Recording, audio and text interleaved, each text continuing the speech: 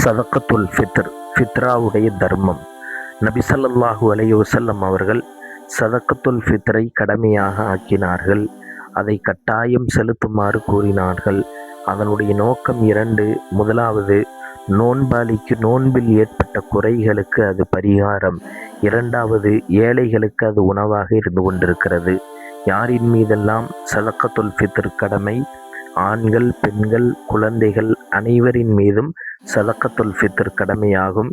எந்தளவுக்கெனில், ஈதுடைய பெருநாள் தினத்தன்று சுபுகில் பிறந்த ஒரு குழந்தைக்கும் சதக்காவுடைய ஃபித்ராவுடைய அந்த தொகையை நிறைவேற்றுமாறு நபி ஸல்லல்லாஹு அலைஹி வஸல்லம் அவர்கள் பணித்தார்கள்.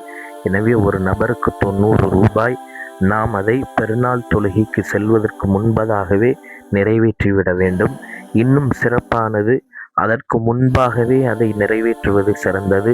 அதன் மூலம் ஏழைகள் தங்களுடைய தேவைகளை பூர்த்தி செய்து கொள்வதற்கு அது ஏதுவாக இருக்கும். அல்லாஹ் தஆலா நம்முடைய எல்லா அமல்களையும் ஏற்றுக்கொள்வானாக.